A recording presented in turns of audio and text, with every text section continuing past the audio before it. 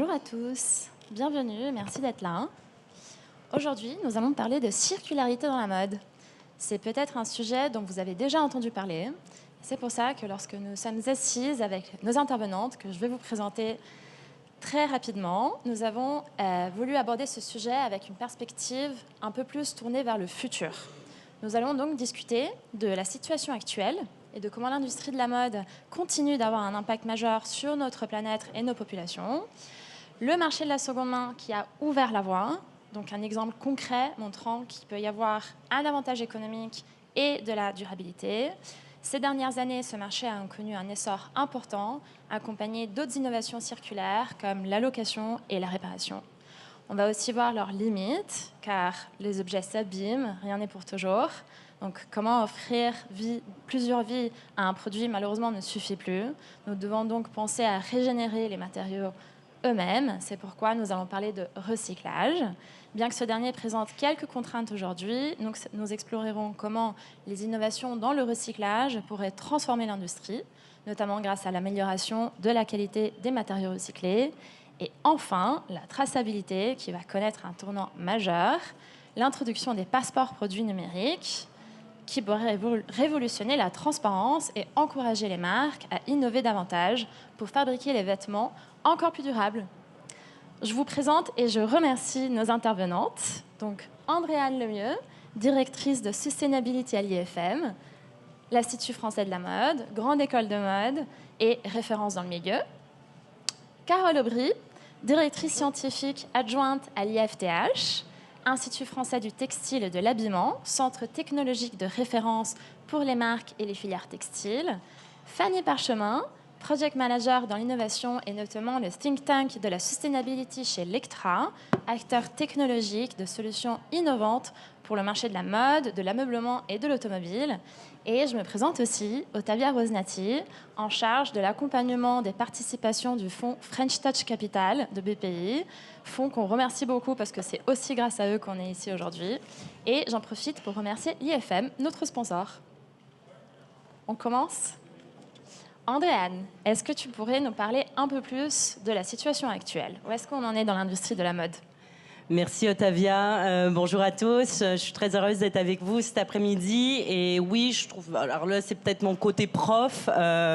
J'aime bien parler des chiffres pour démarrer, pour un peu donner la photo d'ensemble. Donc, effectivement, aujourd'hui, quand on parle de pièces produites, donc je ne sais pas si vous aviez ces chiffres en tête, mais on est sur une échelle, et puis là, vous allez dire, c'est une assez grande échelle, entre 100 et 150 millions de pièces produites par an.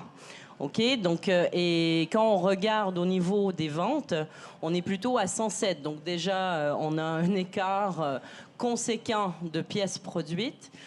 Et si on a un regard de ce qui est jeté, on est à 92 millions de tonnes. Donc là, on passe dans une unité de mesure du déchet.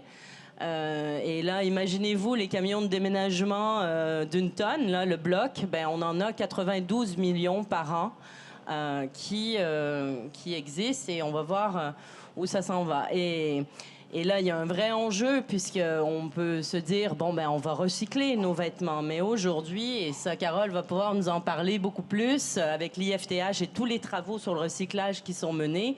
Mais aujourd'hui, malheureusement, quand on parle de boucle fermée, donc d'un vêtement à un vêtement, c'est seulement 1%. Et en fait, là, vous vous posez peut-être la question, ils s'en vont où ces vêtements? Parce que vous avez certainement... une fois dans votre vie, peut-être plus, donner vos vêtements. Et certainement dans un sentiment où vous vous êtes dit, ben, je fais une bonne action, en fait, je vais donner mes vêtements pour des personnes qui sont dans le besoin, qui vont s'en servir. Mais en fait, ces quantités astronomiques s'en vont ailleurs. Parce qu'on a un peu cette impression, on donne nos vêtements et ils s'en vont ailleurs. Et cet ailleurs, j'ai eu la chance... C'est une chance et en même temps, c'était un électrochoc pour moi et puis pour mes étudiantes aussi. Depuis 2 ans, on travaille en partenariat avec une fondation au Ghana, donc à Accra. Pourquoi le Ghana? Le Ghana, c'est le premier importateur de déchets textiles au monde. Je vais parler du Ghana parce que c'est là où nous sommes allés sur le terrain, mais on est allé à Madagascar, on est allé en Indonésie, on regarde ce qui se passe en Amérique du Sud. Malheureusement, c'est une situation qui est partout en Amérique du Sud aujourd'hui. Et moi, je vais vous le dire, pour moi, c'est le Rana Plaza de notre décennie, le sujet du déchet textile. Là, vous voyez, c'est mes photos. Désolée pour la qualité, c'est de mon iPhone. C'est la photo de la plage. C'est à ça que ça ressemble ailleurs.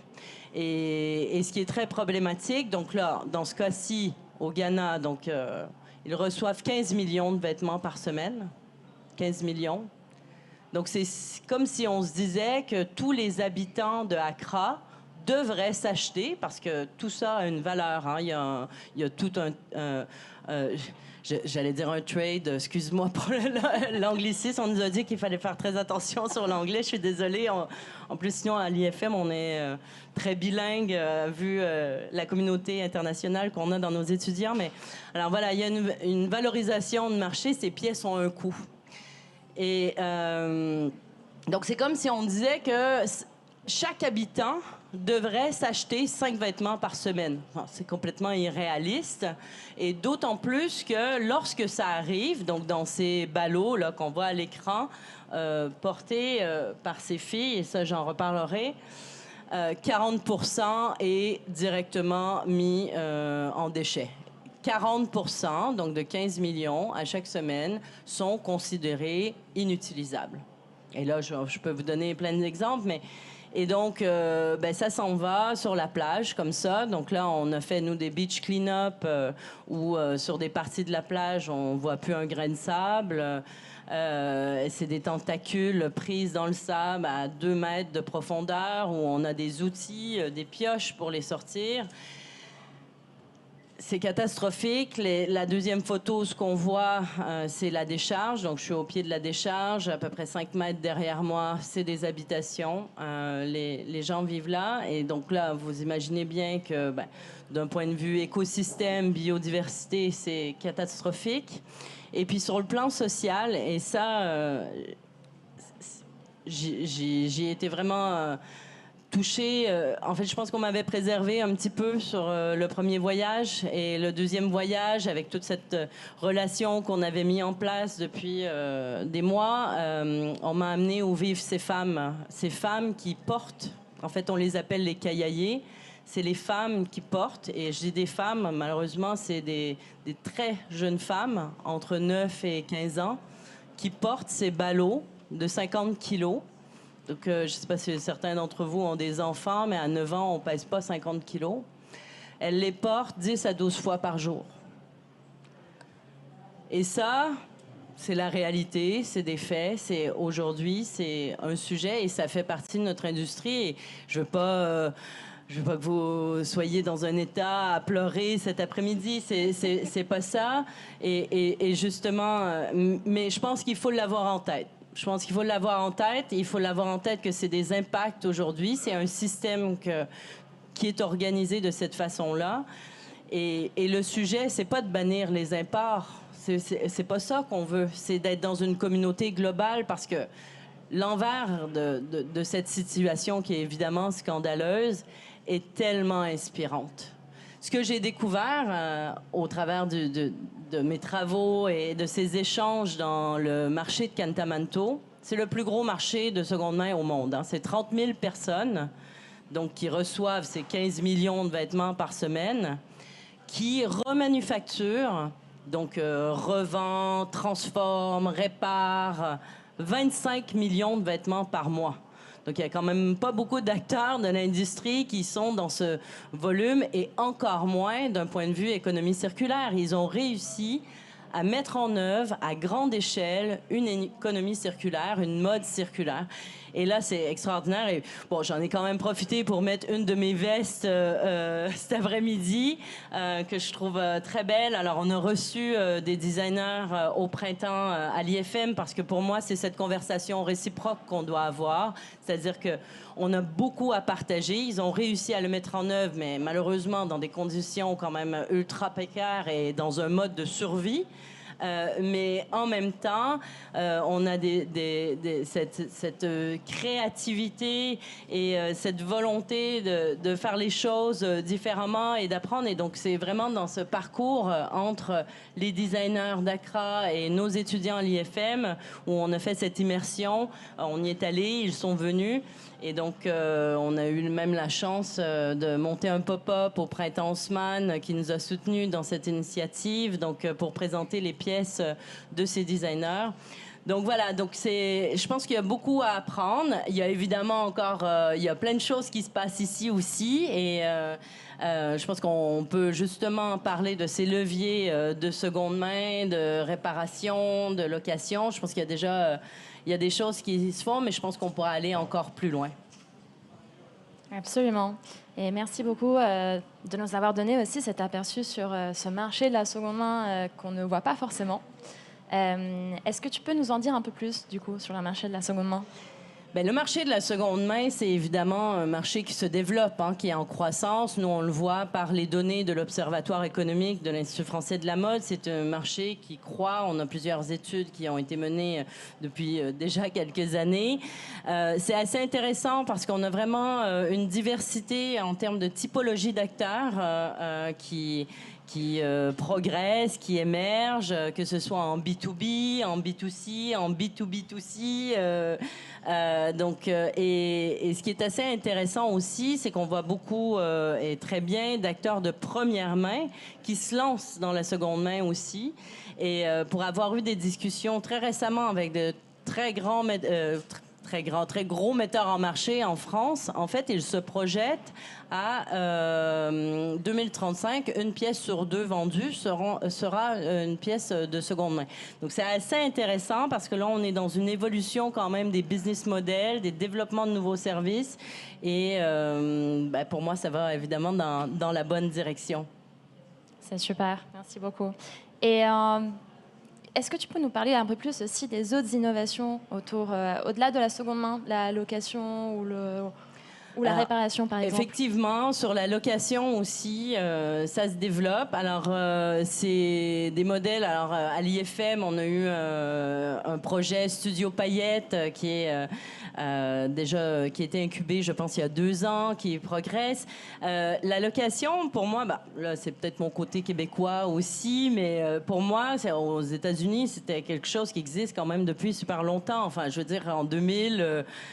l'assistante de Carrie dans Sex and the City, je ne sais pas si certains ont ce référentiel, mais louait déjà son sac Louis Vuitton on devait être en 2000 ou 2001. Donc, après, je pense qu'il y a un sujet culturel aussi, de mode de fonctionnement, d'événements. Rent the One Way, est très, très développé aux États-Unis. Pour l'instant, en France, on n'a pas encore eu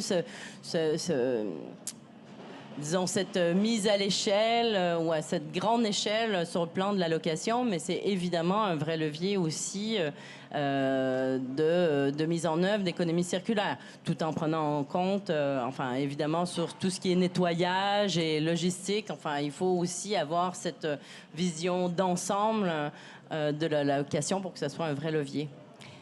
Mais...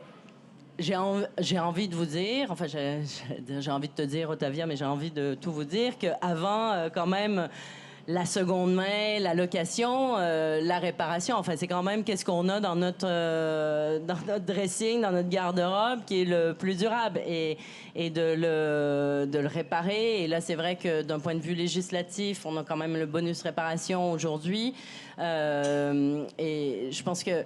Et c'est vrai que ça, c'est aussi quelque chose que j'ai découvert dans mes voyages en Afrique et même sur les acteurs de la fin de vie, tous ceux qu'on a pu rencontrer. En fait, ce background, cet historique, tous ceux qui ont posé la question avaient appris à coudre à l'école.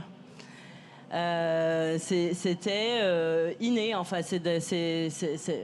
pas inné, mais c'était appris au très jeune âge. On apprend à coudre et en fait de réparer, de valoriser ce que l'on a. Et là, c'est pas parce que je travaille dans une école où on apprend, où on travaille la couture aussi, mais déjà cette sensibilité aux produits est super important. Et Alors là, on a un projet actuellement, d'ailleurs, si je sors peut-être un peu du sujet, mais juste pour terminer là-dessus.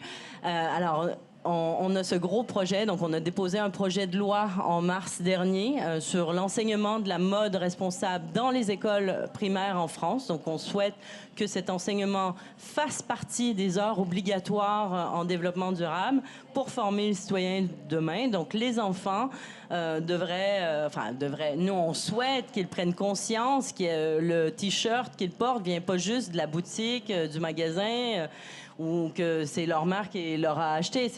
Il y a toute une chaîne derrière, un passeport. Et là, c'est lié au passeport digital, peut-être qu'on parlera après. Mais toute cette prise de conscience qu'il y a des gens, il y a des agriculteurs, il y a des travailleurs, il y a un impact. Donc, on prend du sol, on prend de l'eau. Tout ça, je pense que le citoyen de demain doit le savoir dès le très jeune âge. Donc, si en plus on peut donner des cours de couture, ça sera tant mieux. Mais déjà sur la prise de conscience de l'impact de la mode pour rentrer dans une consommation évidemment plus responsable. Donc, on espère que cette loi passera. On attend la date pour passer à l'Assemblée nationale. On a déjà beaucoup de sénateurs qui nous soutiennent en ce sens. On a développé tout un nombre d'ateliers de sensibilisation, évidemment, mais voilà. Donc, ça sort un petit peu, mais en même temps, je pense que c'est aussi la base, l'éducation. Voilà. J'espère que je n'ai pas trop parlé. Non, c'est pas grave. On l'espère aussi, d'ailleurs. Je pense que ça relie bien, justement, toutes ces solutions de circularité quand le vêtement a encore des vies. Donc, le vêtement n'a pas qu'une seule vie ou qu'une seule personne qui peut le porter, mais ça peut être plusieurs personnes, ça peut être plusieurs fois, et ainsi de suite. Passons, par contre, sur quand le vêtement n'a plus de vie. Donc, le vêtement est tellement abîmé qu'on ne peut plus rien en faire. Carole, est-ce que tu peux nous raconter un peu, du coup, ce que tu fais à l'IFTH et notamment autour du recyclage, s'il te plaît? Oui, bonjour à tous. Très contente d'être parmi vous aussi aujourd'hui pour effectivement lever aussi quelques grandes croyances que nous avons tous sur le textile. Effectivement, le recyclage, il intervient, c'est pas une fin en soi. Il intervient vraiment quand la vie du produit est terminée. On l'a réutilisé, on l'a réparé. Donc là, on est vraiment à la toute chaîne. Et ça représente de toute façon une quantité extrêmement importante de textiles à travailler. Ce qu'il faut savoir, c'est que le recyclage va nous permettre de travailler nos produits en fin de vie, mais aussi de pouvoir obtenir des nouvelles matières premières, des matières premières qui auront un impact environnemental beaucoup plus faible par rapport à nos cotons qu'on utilise aujourd'hui, qui sont très consommateurs d'eau, notre viscose, où on déforeste des arbres pour récupérer la cellulose, le polyester, qui est de la pétrochimie. Voilà, on a un impact environnemental très important, mais dès l'amont de la filière. Donc pour pouvoir changer ça, on va travailler nos déchets, entre guillemets, qui pour nous ne sont plus des déchets. C'est vraiment des matériaux à revaloriser. Et pour cela, il y a un exemple ici. Alors c'est le Graal pour nous. Prendre un textile, refaire un textile. Aujourd'hui, on n'y est pas encore. On s'approche, mais on n'y est pas encore tout à fait. Ce qu'il faut savoir, c'est que je pense que parmi vous, vous avez déjà porté vos doudounes avec vos fibres recyclées polyester, des peluches, etc., où on voit polyester recyclé. Ce polyester, aujourd'hui, il ne vient pas de nos textiles. Il vient de nos bouteilles d'eau. Et alors, ça marche très bien. Et heureusement, on arrive à valoriser nos bouteilles. Sauf que ces bouteilles sont un gisement maintenant qui est très demandé, puisqu'on peut le travailler, nous, en tant que textiliens, mais aussi dans la plasturgie, dans l'emballage, etc. Donc, ce gisement, il n'est pas prioritaire pour nous, textiliens. Mais on a une chance folle, c'est qu'on produit plus de 50% de fibres polyester dans le monde, dans le monde. Ce qui représente quasiment, on va dire, près de 60 millions de tonnes de polyester produits pour le textile chaque année. On s'est dit, pourquoi on n'utilise pas nos propres gisements textiles? C'est ça la solution pour nous. Alors, on verra que dans un premier temps, pour qu'on puisse les travailler et les utiliser, il faut qu'ils restent sur notre territoire. Donc ça, c'est un enjeu clé. Il faut qu'on arrête de les envoyer et qu'on les retrouve effectivement. C'est un enjeu de tri. Je pense qu'il Voilà. y a ce qui arrive et qui est considéré inutilisable là-bas. En fait, oui, la gestion locale des déchets, tu as bien raison.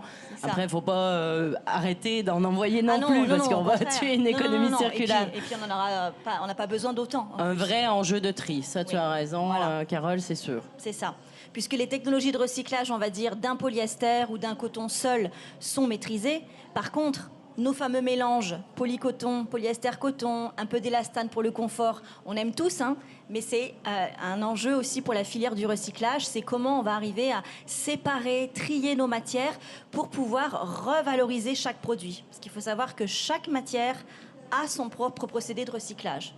Pour l'instant, on n'arrive pas à tout recycler en même temps. Par des procédés mécaniques, oui, mais qui ont certaines limites parfois. Et donc, si j'ai bien compris, aujourd'hui, on n'arrive pas à vraiment tout recycler et tout réutiliser. Pas encore, pas encore. Et c'est pour ça que notre polyester recyclé, en fait, il ne représente que 14% du polyester que nous portons aujourd'hui. Et dans ces 14%, 99% viennent de nos bouteilles. Encore une fois, on est loin du compte. Et les procédés actuels de recyclage ne nous permettent pas d'obtenir des qualités, on va dire, de fil et de polyester qui pourraient être retravaillés correctement dans l'industrie textile. Mais on a effectivement l'avenir devant nous. Et on a une chose folle sur le territoire en France, c'est qu'on a de très bons chimistes. Alors, il va me dire, oh là là, la chimie va nous sauver. Il va nous aider en tout cas.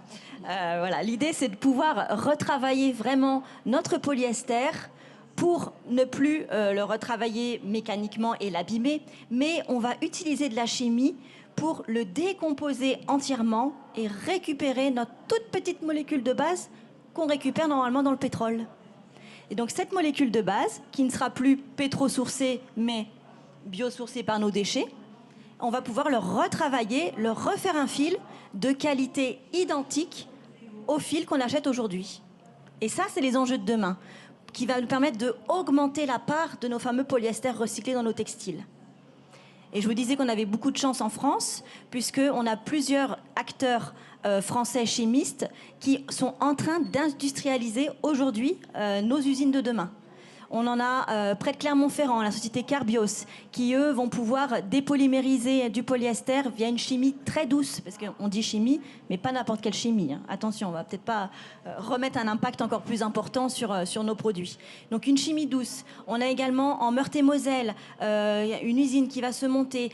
Des Américains qui s'installent chez nous en Normandie, Eastman en 2026-2027.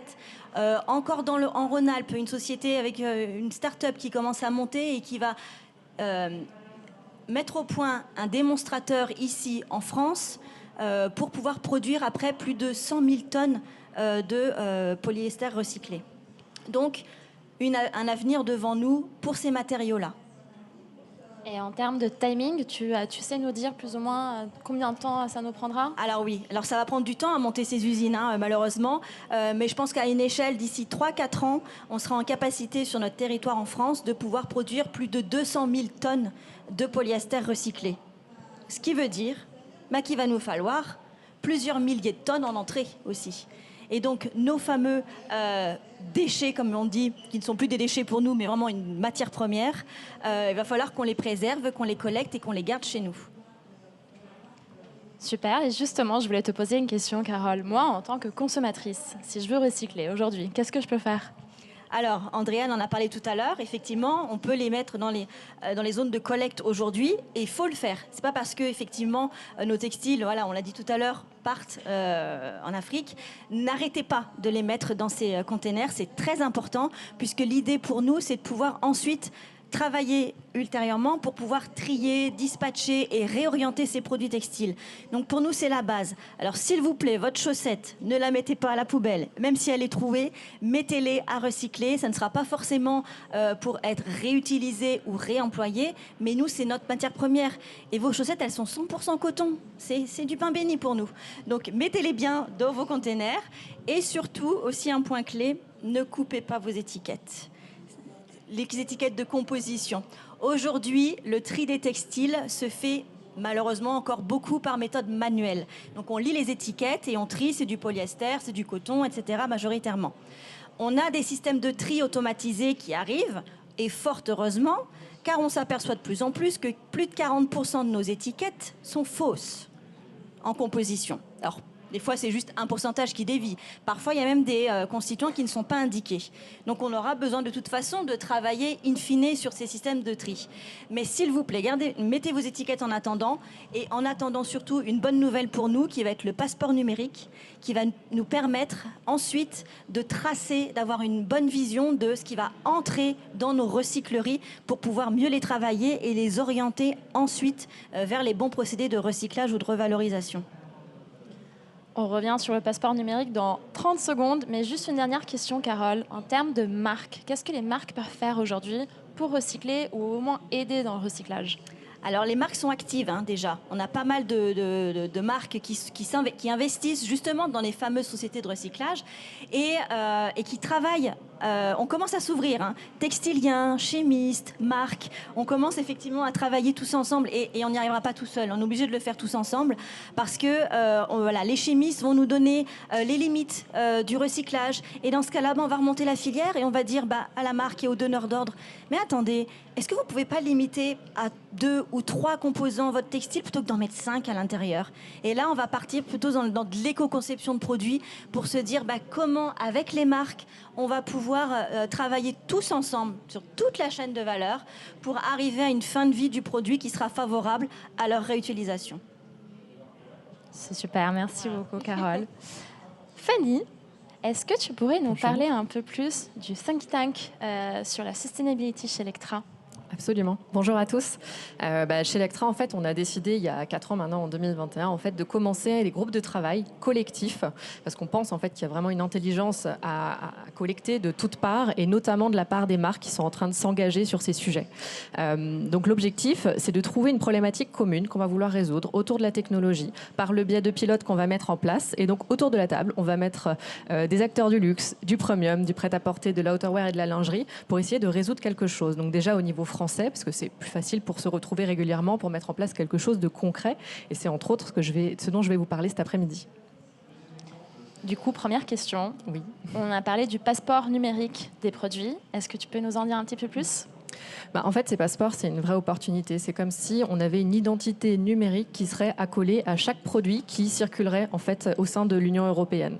Donc ça veut dire que l'amont de la chaîne aura fait le travail de collecter et de consolider des informations qui sont clés pour des utilisateurs qui aujourd'hui n'ont pas ces informations. Donc déjà, qui sont-ils ? Les premiers, c'est vous, c'est nous, c'est les clients. C'est les personnes qui, quand elles sont en train de faire un achat, ne savent aujourd'hui pas ce qu'elles achètent, d'où ça vient, quelle est l'histoire du produit.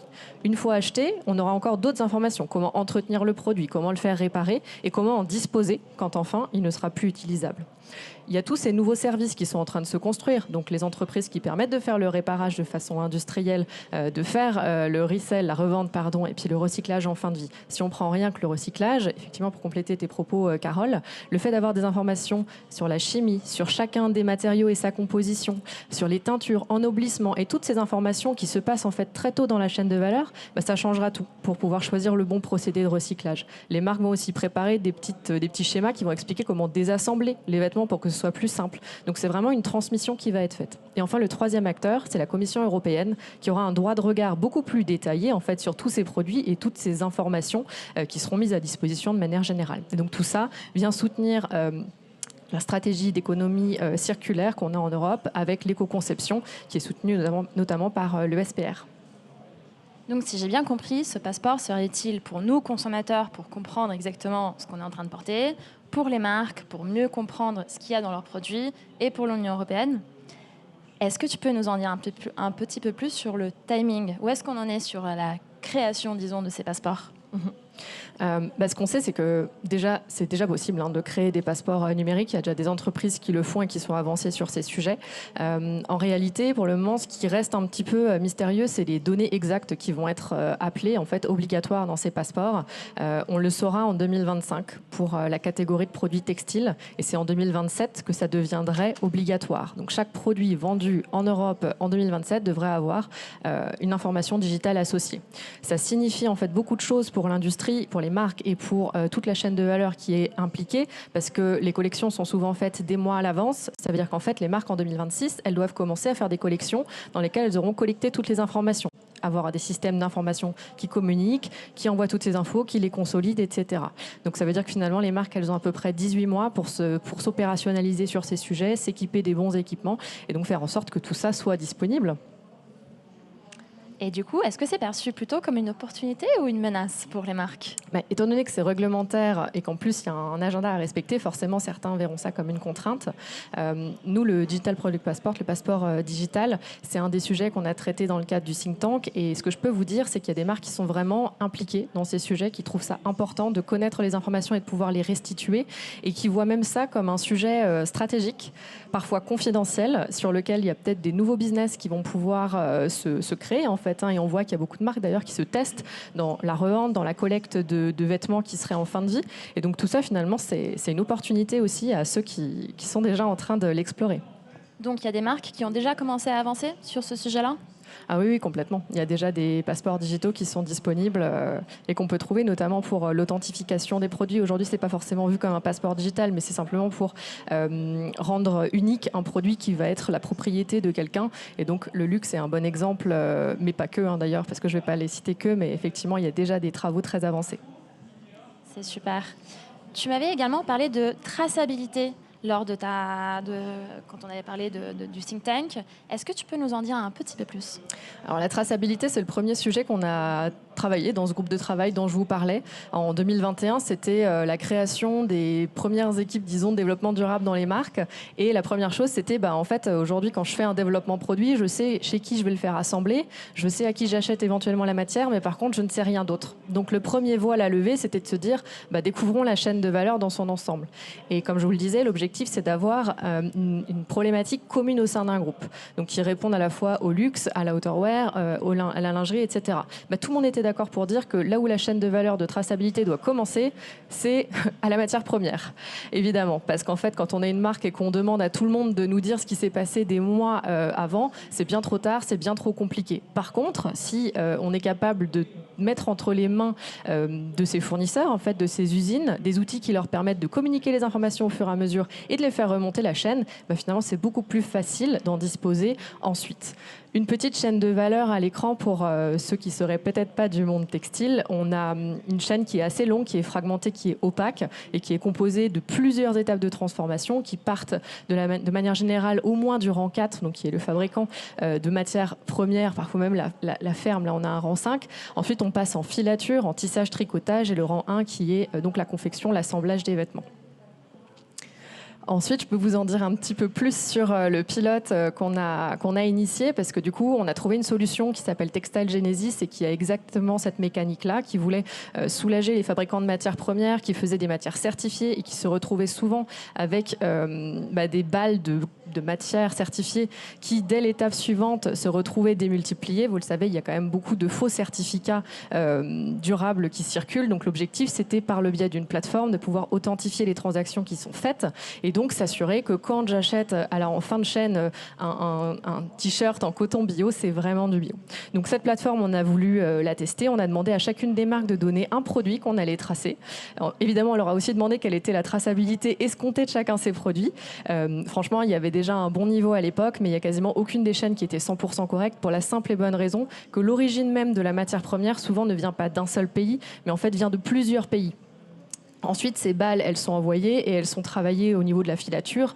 Donc finalement, comment est-ce possible qu'à la main, on puisse remonter sur des sources de matières premières qui sont des rangs très éloignés des marques, si en plus c'est dans plusieurs pays. Donc voilà, première chose. Et ensuite, on a eu tous les cas concrets de problématiques de traçabilité, à savoir des fournisseurs qui ne comprenaient pas forcément à quoi ça servait, des marques françaises qui ne sont pas connues en fait par des filateurs qui sont à l'autre bout du monde et qui du coup se retrouvaient face à des refus systématiques. Et donc là, l'intérêt d'avoir des équipes locales qui vont onboarder les fournisseurs, leur expliquer à quoi ça sert, c'est essentiel. On a trouvé des cas de sous-traitance non déclarée. Donc ça peut paraître banal, c'était en Italie, c'était un fournisseur qui avait demandé de l'aide à un autre, mais finalement en fait les marques prennent beaucoup trop de responsabilités aujourd'hui et si jamais cette entreprise en sous-traitance avait dérivé d'un point de vue environnemental ou social, finalement ça aurait été la responsabilité de la marque. Alors qu'aujourd'hui, effectivement ces plateformes permettent aussi de soutenir ce type d'information. Le fait de remonter la chaîne et de faire des transactions digitales évite d'avoir justement des inconnus dans la chaîne.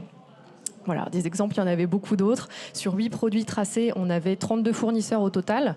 Donc, il faut imaginer une collection, c'est plutôt 400 modèles, et tous les 3 mois. Donc, il faut imaginer le volume de données à traiter. Dans la plateforme, il y avait environ 35% des fournisseurs qui étaient connus. Ça, c'était il y a 4 ans. Maintenant, il y en a toujours plus. La traçabilité, ça commence à se démocratiser. Néanmoins, il y a toujours un travail collectif à faire pour que ça aille encore un petit peu plus loin. Je fais juste un pas en arrière pour, surtout notamment sur la chaîne de valeur qu'on voit ici. Tu m'avais parlé du rang 1, 2, 3, 4. Est-ce que tu peux nous expliquer un peu mieux de quoi il s'agit ? En fait, les rangs, c'est ce que je vous montrais sur le schéma. Sur le schéma, c'est en anglais, donc c'est les tiers, c'est les rangs, donc c'est les étapes de transformation qui se suivent. L'étape la plus éloignée que je vous décrivais, c'était le fiber producer, donc le fabricant de matières premières, rang 4. Tier 4 ici, et ensuite filateur rang 3, Tier 3, le tisseur, tricoteur qui est en rang 2 et enfin la confection qui est en rang 1. Évidemment, c'est une chaîne très théorique, c'est un petit peu des numéros sur lesquels on s'est mis d'accord d'un point de vue européen pour parler le même langage. La réalité, c'est que si vous faites le calcul, 32 fournisseurs pour 8 produits, il y a déjà plus que 4 étapes pour la plupart de ces produits. Donc c'est juste une illustration et évidemment, c'est beaucoup plus compliqué. Et aujourd'hui, en termes de visibilité, si on prend toutes les marques au global et on fait un peu une moyenne, tu penses que ça s'étend jusqu'à notre rang 5 ou où est-ce que les marques en sont aujourd'hui ? Moi, je peux te parler plus précisément de ce qui se passe sur la plateforme Textile Genesis. Évidemment, vu que c'est la raison d'être et qu'en fait, ça vient d'abord soulager l'amont de la chaîne, les producteurs de matières premières qui souhaitent certifier et donc sécuriser les volumes qui sont ensuite transmis au sein de la chaîne. Évidemment, là, ça commence en fait au début de la chaîne. Maintenant, il y a différentes traçabilités, certainement que vous les connaissez. Il y a possibilité de partir de la matière première. Il y a aussi possibilité de redescendre du produit. Donc là, c'est plus exploratoire. Les plateformes permettent généralement de couvrir aussi dans cet autre sens. Mais je pense effectivement qu'il y a encore du travail à faire, c'est certain. D'accord. Petite question du coup, maintenant qu'on a parlé de traçabilité, on avait parlé d'analyse de cycle de vie et d'éco-conception. Tu peux nous en dire plus ? Oui, tout à fait. Donc c'est vrai que le point, la constatation qu'on a, c'est que quand on voit donc une map monde avec tous ces petits traits de tout ce qui s'est passé en termes de traçabilité, ça peut faire peur, quoi. Ces équipes de développement durable, elles se sont dit, ok, ça y est, maintenant j'ai un mapping global et maintenant je fais une autre collection et donc je fais quoi ? Donc on s'est dit, pourquoi pas continuer en fait sur des sujets qui sont très connectés, qui sont l'éco-conception. L'éco-conception qui est une sorte de gros mot chez les marques, une sorte de listing de bonnes pratiques qui sont très bien appliquées, dans lesquelles on va dire on va changer la matière, on va en prendre plus durable, on va enlever le plastique dans le packaging, on va revoir les transports, on va éviter l'avion, on va faire en sorte que le produit soit mieux recyclable à la fin. Mais tout ça, en fait, il faut le mesurer. Parce qu'en fait, une éco-conception, c'est avant tout surtout des impacts qu'on va vouloir monitorer. Et c'est à ça que sert l'analyse de cycle de vie. L'analyse de cycle de vie, c'est le fait de mesurer toutes les étapes de transformation d'une chaîne de valeur qui vont de la matière première au produit, à l'usage, jusqu'à la fin de vie. Et donc, c'est ça qu'on a voulu traiter dans ce cadre-là. Et là, une fois encore, en fait, on a fait un test collectif. On a repris des nouveaux produits et on s'est dit qu'on allait regarder ce que ça allait donner. Des impacts en Europe, on en a 16 qui sont mesurés. Le plus connu, c'est le carbone. Il y en a bien d'autres. Là, on a pris un scope assez large. On a identifié 4 solutions privées européennes et on a aussi utilisé la solution éco-balise gouvernementale mise à disposition gratuitement par le gouvernement français. Et donc, la première étape, c'était de se dire, en fait, pour faire un calcul, il nous faut des données. Il nous faut des données qui sont précises parce qu'on parle de ma robe et on ne parle pas de tout le badge de la robe ou de l'intégralité des robes qu'on peut avoir. Et en fait, on s'est dit, très bien, mais sauf qu'il y a une marque qui collecte les informations sous ce format-là, une autre sous un autre format. Donc en fait, déjà, l'étape de départ, c'est de parler le même langage. Donc on a dit, OK, tout le monde ramène son format de données. Et on a créé une sorte de... On s'est mis d'accord, on s'est dit, on veut toutes ces données, on veut tous ce format. Donc déjà, pour parler avec nos fournisseurs, faisons le test d'utiliser ce fichier. Et ça a été très utile en réalité parce que c'est ce fichier-là qu'on a envoyé aux différentes startups qui ont fait nos calculs d'analyse de cycle de vie et qui ont restitué les scores qu'on a ensuite analysés. Et notre grande surprise l'année dernière, c'est qu'on n'avait pas de résultats pareils. Donc finalement, on avait bien fait de prendre vraiment le même format de données parce que sinon, on s'en serait peut-être pas aperçu. Et la réalité, c'est pas que les plateformes n'ont pas fait leur travail, pas du tout. C'est plutôt que les méthodologies sont pas arrêtées. Vous le savez, il y a des réglementations qui sont en cours au niveau français avec l'affichage environnemental et européen avec le PEF, et que évidemment, les bases de données en arrière-plan et la méthodologie suivie d'une plateforme à l'autre n'étaient pas forcément uniformisées. Par contre, le point de départ, finalement, c'était quand même ça. C'est-à-dire que chaque marque a choisi l'une de ces plateformes à sa convenance. Et l'objectif, c'était qu'une fois qu'en fait, on avait mesuré un premier produit, c'est là que l'éco-conception commence. Puisque du coup, on peut dire, OK, maintenant, du coup, quand je change la matière, quel est l'impact? Quand je change de transport, quel est l'impact? Et donc, c'est ça, en fait, qui est réellement intéressant et structurant et que font beaucoup de marques, en fait. Et d'ailleurs, on a de la chance d'avoir en France une avance là-dessus et je pense des marques qui sont en avance aussi. Oui, ces sujets de durabilité dans le sens holistique et avec Carole, on est sur le sujet déjà depuis longtemps. Carole, beaucoup sur la durabilité physique. Effectivement, ouais. Tu parlais du PEF et de l'affichage environnemental. Effectivement, l'IFTH, puisque c'est un centre technique industriel, donc vraiment dont le principal métier est de tester et certifier les produits que vous portez tous les jours.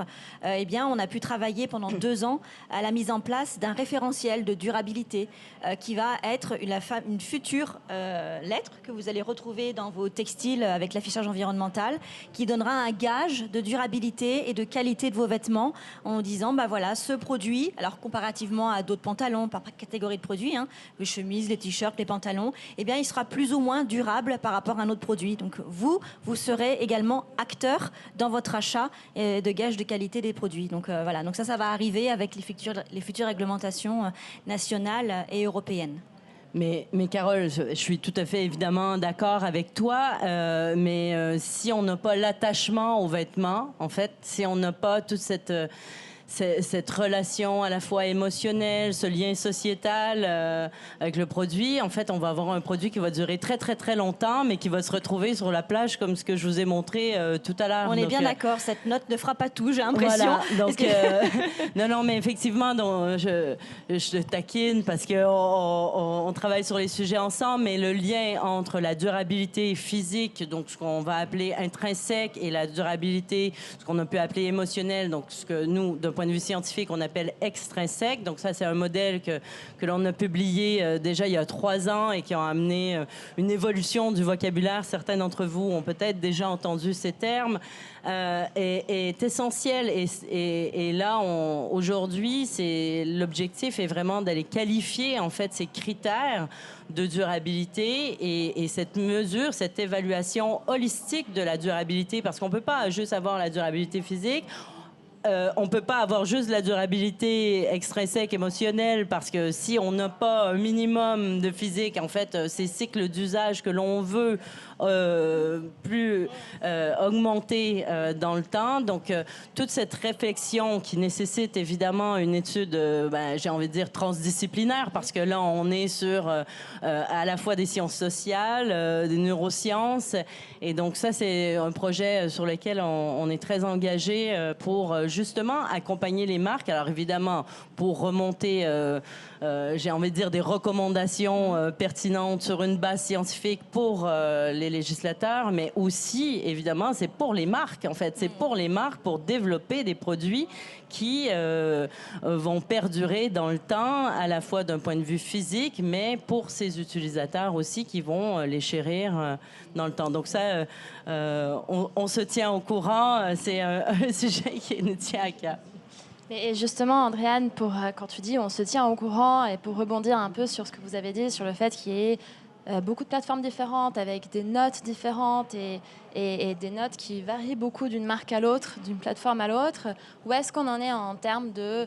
Est-ce qu'on va vers une direction unique? Est-ce que, j'en sais rien, l'Union européenne, par exemple, nous dirige vers une direction claire? Et où est-ce qu'on en est en termes de timing sur ça? Moi, j'ai souvent cette question-là aussi des étudiants. J'ai souvent... ce que j'aime répondre, c'est un tiers, un tiers, un tiers. Je pense que la responsabilité de cette transformation et de cette prise en charge des sujets, c'est évidemment... on a besoin des lois. Je parlais des régulateurs, des législateurs. Un tiers de la responsabilité, finalement, il faut qu'on se structure quand même d'un point de vue législation. Mais on ne peut pas juste attendre que la législation arrive.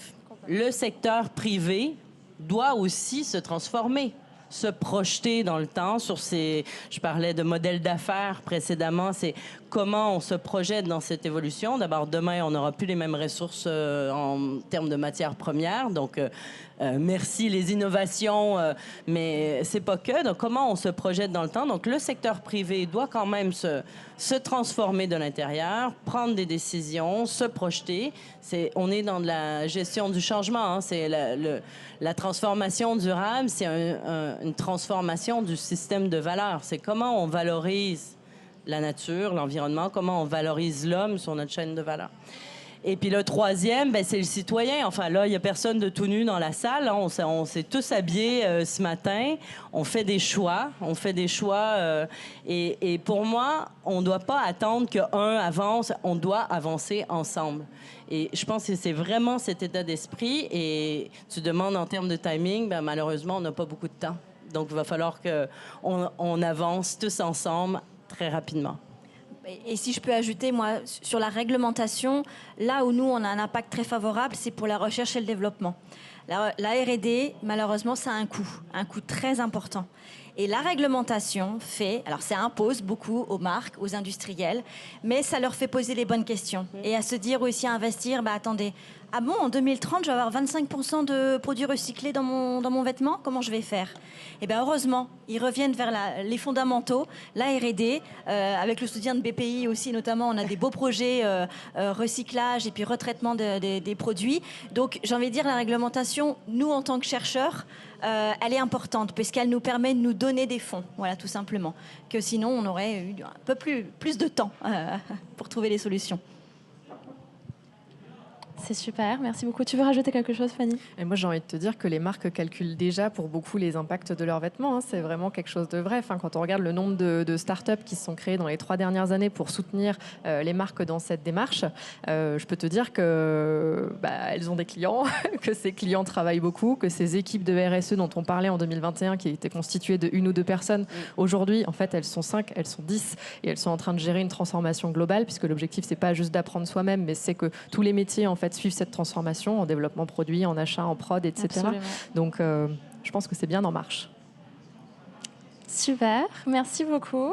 On a encore quelques minutes si vous avez des questions à poser à nos intervenantes.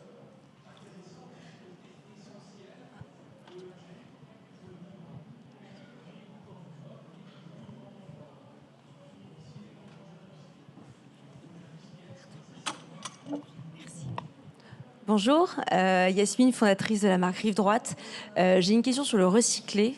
Comment faire pour assurer les consommateurs sur notamment les nanoplastiques? Parce qu'en ce moment, on entend quand même beaucoup de bad buzz sur le recyclé. Merci. Très bonne question. Je n'avais pas parlé des microfibres et des microplastiques, donc c'est l'occasion.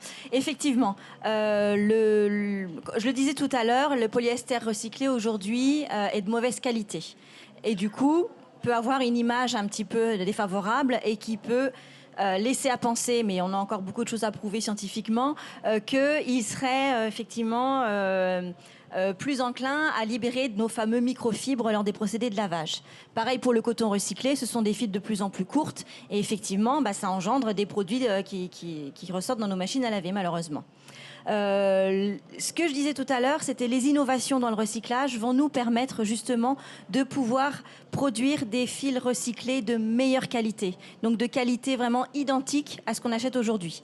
Alors ça ne veut pas dire qu'un fil recyclé ne va pas relarguer, hein. On n'en est pas là, ça sera le fil encore d'après-demain celui-là. Mais l'idée c'est d'amener justement ces fils recyclés aux mêmes spécificités des fils classiques aujourd'hui pour limiter leur impact en fin de vie. On est bien d'accord que c'est également l'objectif. Oui.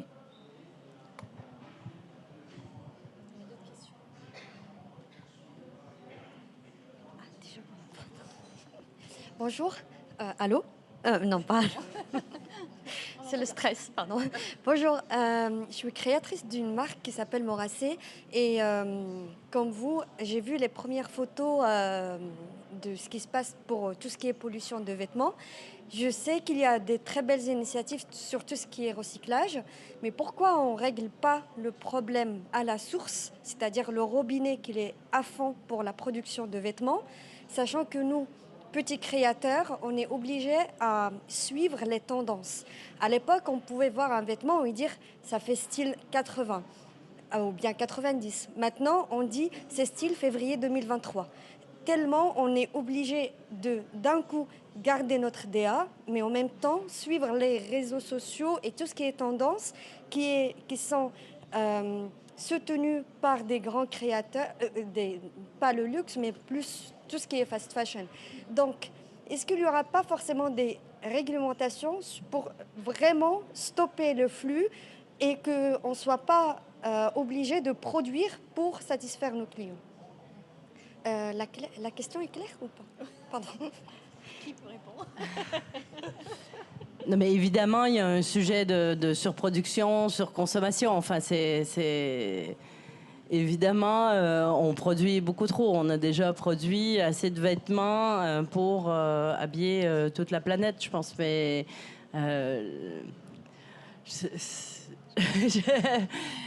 c'est... Ça fait partie effectivement de ce qui va être mis en place avec l'affichage environnemental. C'est un petit peu l'objectif ultime. C'est de pouvoir se dire, alors effectivement, pour l'instant, les sanctions sont purement financières, on va dire. Donc ça ne résout pas le problème, on est bien d'accord. Mais l'idée aussi, c'est ce que tu dis tout à l'heure, c'est un tiers, un tiers, un tiers. Bah, le dernier tiers, bah, c'est le consommateur aussi. Et là, on a beaucoup de travail éducatif à réaliser ensemble pour pouvoir effectivement informer mieux le consommateur. Je pense qu'aujourd'hui, ce qui manque dans l'industrie textile, c'est que l'information passe pas. Alors c'est peut-être nous, on n'a pas assez communiqué, on n'arrive pas à expliquer l'impact que chacun peut avoir effectivement dans sa consommation propre, notamment textile. Mais je pense qu'effectivement, il y a quelque chose à faire de ce côté-là. Et je pense qu'une fois que ce sera en marche côté consommateur, ça va suivre, mais je suis d'accord, aujourd'hui, c'est que financier les sanctions, malheureusement. Oui, je voulais vous remercier d'abord pour votre présentation très claire et peut-être que, à l'exemple de ce que vous nous avez démontré, on pourrait passer d'un cercle vicieux à un cercle vertueux. Tout est intégré. Moi, je voulais attirer l'attention et vous poser une question sur la partie technologique et l'absence de standards sur les passeports. Parce que, étant proche de l'industrie, connaissant beaucoup de marques, ce que j'entends, mais vous allez me dire si c'est toujours le cas ou pas, c'est qu'il y a plein de marques, peut-être de taille petite ou moyenne textile, qui voient l'échéance de 2027, ou même qui a été anticipée par la France, on doit en être fiers d'ailleurs, qui n'osent pas trop s'aventurer encore parce qu'ils ne savent pas si ça va être un standard, si ça va être un QR code, si ça va être RFID, si ça va être...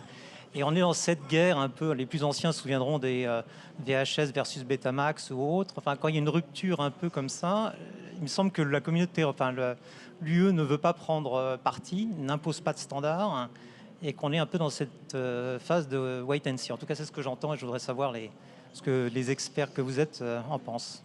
Mais vous avez raison qu'on parle beaucoup de passeport digital, sauf que ce passeport digital, on a bien besoin de le rattacher à un produit physique. Donc là, la question que vous posez, c'est vraiment le transport technologique de cette information et comment est-ce qu'on va le rattacher.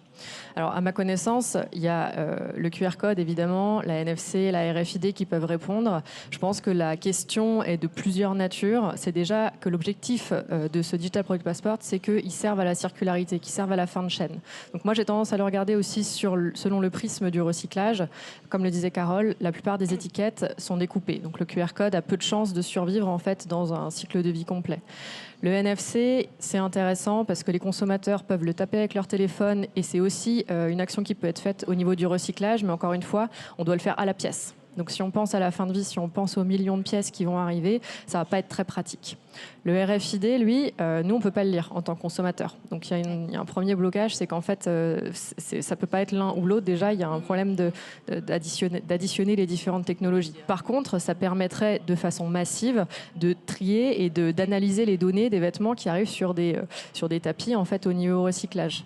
Donc, Et puis le RFID, c'est aussi plus coûteux, donc il y a aussi cette question-là. Donc je pense que c'est aussi pour ça que c'est pas non plus statué définitif. Il faut savoir qu'il y a beaucoup de projets européens qui sont encore sur ces sujets-là.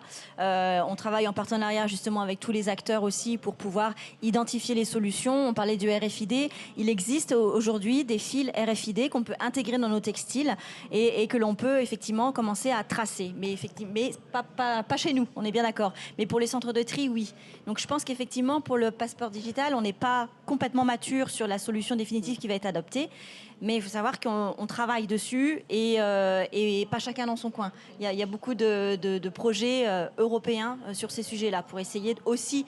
La France, effectivement, vous citiez qu'on était précurseur avec notre loi AGEC qui est maintenant copiée de tous, on va dire. On va essayer de continuer dans ce sens-là, effectivement. Je crois qu'il y a le projet CIRPASS 2, non, au niveau européen d'ailleurs, qui soutient. Le CIRPASS 1, c'était qu'est-ce que le Digital Product Passport et quel type de données peuvent être mises à l'intérieur. Et le CIRPASS 2, c'est comment ce Digital Product Passport et les informations associées vont pouvoir servir aux plateformes de revente, de réparation et de recyclage. Et ça, c'est en cours. Bonjour. Justement, on va continuer. J'ai une question encore sur la réglementation. Justement, vous parliez de la loi AGEC. Et moi, je voulais savoir si vous aviez des nouvelles sur la loi anti-fast fashion qui a été proposée et déposée en mars dernier. Ça en est où aujourd'hui? Voilà. Je crois qu'on a été coupé dans notre élan avec la dissolution de l'Assemblée nationale. Ah, voilà. Quel dommage. Voilà. Mais voilà, c'est encore en étude, en discussion. Mais effectivement... ça va être long. Et d'ailleurs, à propos de ça, on est le seul pays à avoir proposé une telle loi dans le monde. Oui. Ok. Encore une fois, Cocorico, on est dans la course.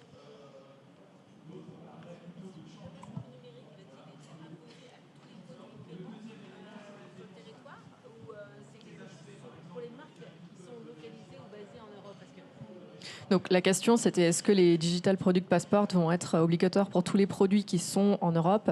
La réponse est oui, c'est-à-dire qu'un produit qui vient en dehors de l'Europe devra avoir un passeport digital conforme pour pouvoir rentrer sur le sol européen. Et d'ailleurs, pour moi, il y a un truc aussi, c'est qu'on parle que des produits, mais en fait, ça concerne le textile. Donc normalement, un rouleau de tissu, un fil, une matière première, tout doit être documenté et ces documents doivent devront respecter une certaine charte avec une certaine documentation de données à l'intérieur. Donc, chaque acteur de la filière sera responsable. Ouais.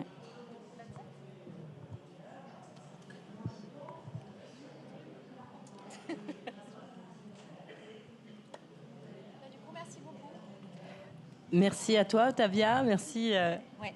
Merci à toutes pour merci ces échanges. Voilà, merci. Merci. On t'entend.